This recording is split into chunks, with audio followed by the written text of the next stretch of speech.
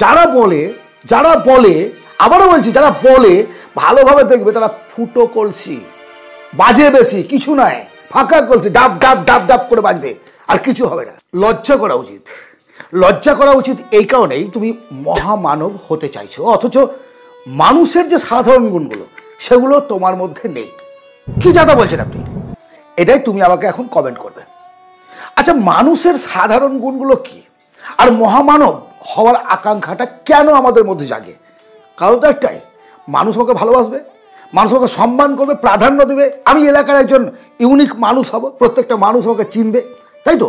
আমার পাওয়ার, আমার সম্মান, আমার ক্ষমতা, আমার অর্থ, সাবিয়াত্ম সমস্ত কিছু যেন আমার মুষ্টিগত থাকে। যদি এটা চাও, এটা তোমার চাহিদা হয়, তাহলে যে 3টে পয়েন্টের কথা আমি তোমাকে বলছি, অত্যন্ত সাধারণ এই 3টে পয়েন্ট তোমাকে তোমার মধ্যে তৈরি করতে হবে। মানে কি? এটা সাধারণ একটা ব্যাপার, প্রত্যেকটা মানুষের মধ্যে এই গুণটা থাকা দরকার বলেই আমি মনে করি। কারণ মানুষ আর পশুর মধ্যে পার্থক্য মস্তিষ্কের, পার্থক্য চিন্তাভাবনার, পার্থক্য তার বিবেকের। নাম্বার 1, সময়ের মূল্য দিতে শেখো। আমার এক বন্ধু, আমি গতকালকের ঘটনা তোমাকে শোনাচ্ছি, তার একটা বিশেষ কাজে, তার ব্যক্তিগত একটা সমস্যা মেটানোর জন্য আমাদেরকে যেতে হবে। আমি যাব না, আমার সময় নেই, কিন্তু এতটাই তাকে ভালোবাসি আর সে আমাকে এতটা বিশ্বাস করে যে আমাকে যেতে সে বাধ্য করলো, যে আপনাকে আসতে হবে। যেতে বাধ্য করলো ভুল বললাম, আমাকে আসতে হবে। এবং টাইম হলো পরদিন সকাল 7টায় তার বাস স্ট্যান্ডে গিয়ে পৌঁছাবো। সে আসবে, তার আরও 2জন লোক আসবে, তাদেরকে নিয়ে সমস্যার যে জায়গাটি সেখানে যাব সমস্যা মেটাতে। আমি যথারীতি 7টার মধ্যে সেখানে গিয়ে পৌঁছেছি। আমি দুটো জিনিস পছন্দ করি, সেটা হচ্ছে কাউকে টাইম দিলে সেই টাইমের আগে পৌঁছানোর চেষ্টা করি, পরে নয়। পৌঁছে আছি 1-1.5 ঘন্টা প্রায়, দুটো চা খেলাম, গল্প করছি, ঘুরে বেড়াচ্ছি, বিরক্ত লাগছে, বাধ্য হয়ে তাকে ফোন করলাম, কী আবার এখনো পর্যন্ত তুমি আসছো না? আরে দাদা, প্রোগ্রামটা ক্যান্সেল করে ফেলেছি। সুন্দরভাবে সাবলীলভাবে বলে ফেললো, আজ যাবো না, অন্যদিন যাবো, আজকে আমরা যাবো না, অন্যদিন যাবো। অথচ সে একটা ফোন করে আমাকে বলার বোধ করলো না যে প্রোগ্রামটা ক্যান্সেল করেছি। এই ধরনের মানুষদের তুই কি বলবে? এদের মধ্যে কি সেই মহামানব হওয়ার অভিনয় করলেও সেই গুণটাকে আছে? এরকমটা কখনো করবে না।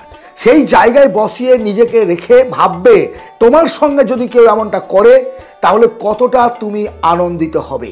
আবার অনেককে দেখেছি, সন্ধ্যাবেলা আসছি, তোমার সঙ্গে কথা আছে, ওয়েট করছি, রাত্রি 9টার পর বাবু আসলেন, আর বলেন না দাদা দেরি হয়ে গেল, অমুক তমুক ইত্যাদি ইত্যাদি। আর এসব কি? যদি মানুষ হতে চাও না, তোমাকে তোমার সময়ের মূল্য দিতে হবে। যাকে যে সময়টা দিয়েছো সেই সময় মতো সেখানে পৌঁছানোর, সেই কাজটা করার অবশ্যই চেষ্টা করবে। হ্যাঁ, বিপদ হতে পারে, সেটা আলাদা জিনিস। আকস্মিকভাবে তুমি হঠাৎ করে লেট হয়ে গেলে সেটা আলাদা, কিন্তু 10 বার টাইম দিয়েছো, 10 বার লেট করছো, 10 বার টাইম দিয়ে 10 বার টাইম ওয়েস্ট করছো, এই ভুলটা জীবনে করবে না। আজ থেকে সেই ভুল থেকে বেরিয়ে এসো। নাম্বার 2, আবেগ নয়, বাস্তবমুখী হও। কারোর সঙ্গে গল্প করছি, আনন্দে একদম আটখানা হয়ে গদগদ হয়ে তাকে কথা দিয়ে ফেললাম কিছু একটা, বা দুঃখে আবেগে মনের মধ্যে একটা বিশাল একটা চিন্তা আসলো, বিশাল একটা ভালোবাসা জন্মালো, তাকে কথা দিয়ে দিলাম। পরে ভাবছি এটা তো ভুল করেছি, আজ থেকে না এই জিনিসটা করবে না। কাউকে কথা দেওয়ার আগে 1000 বার ভাবো, 1,000,000 বার ভাবো।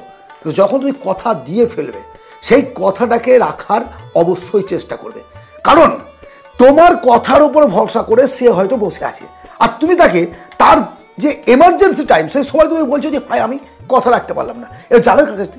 সে টাকার ব্যাপারে হেল্প বলো, মানুষের শক্তির ব্যাপারে হেল্প বলো, সাহসের ব্যাপারে বলো, সঙ্গীর ব্যাপারে বলো, আগে ভাবো না, প্রথমে ভেবে না তোমার ক্ষমতা কতটা, তুমি রাখতে পারবে কিনা।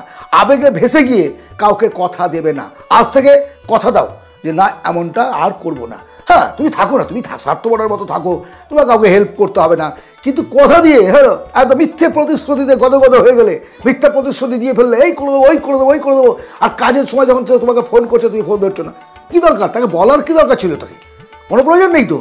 এইটা তো আর্টিফিশিয়াল, এই কৃত্রিমতাটা ধরা পড়বে, তখন তুমি তার চোখে ছোটো হবে। তুমি সম্মান পাওয়া তো দূরের কথা, তোমাকে জুতোর তলার সোল মনে করবে না, সোলটাও মনে করবে না, ফাটা সোল মনে করবে, এগুলোকে ছুঁড়ে ফেলে দেয়। নাম্বার 3, ভুল করেও কখনো কাউকে অহংকার দেখাবে না। তোমার টাকা, তোমার বাড়ি, তোমার সম্পত্তি, তোমার শরীর, তোমার ক্ষমতা, তোমার তো ব্যক্তিগত, তোমার সেটাতে তোমার পাড়ার লোকের, গ্রামের লোকের কারো কিছু যায় আসে না। তা তুই কিসের জন্য অহংকার দেখাচ্ছ? তুমি দেখো তো পৃথিবীর বিখ্যাত যেসব মানুষগুলো, তারা কি অহংকার দেখায়? তারা গল্প করে যে আমার টাকা আছে, ফুলকে বলতে হয় যে আমার গন্ধ আছে না, তুই অটোমেটিক অনুভব করো, সে তো অনুভব কর। আরে বাতাস চোখে দেখতে পাই না, সেটাকে আমরা অনুভব করতে পারছি। আর তোমার অর্থ আছে, ক্ষমতা আছে, লোকে বুঝতে পারবে না, তোমাকে বলতে হবে। যারা বলে আবারও বলছি, যারা বলে ভালোভাবে দেখবে তারা ফুটো কলসি, বাজে বেশি, কিছু নাই, ফাঁকা কলসি, ডাব ডাব ডাব ডাব করে বাজবে, আর কিছু হবে না। জীবনে যদি বড় হতে চাও ভাই, তোমাকে যে 3টে কথা বললাম অত্যন্ত বাস্তবমুখী, বই পড়ে পড়ে এসে কথা বলে না, যেগুলো আমার জীবনের অভিজ্ঞতা, যেগুলো আর 5টা লোককে দেখে আমি শিখি। একজন আদর্শ মানুষ হতে গেলে কি করতে হবে তা তোমাকে বলেছি, বেশি কিছু দরকার নেই।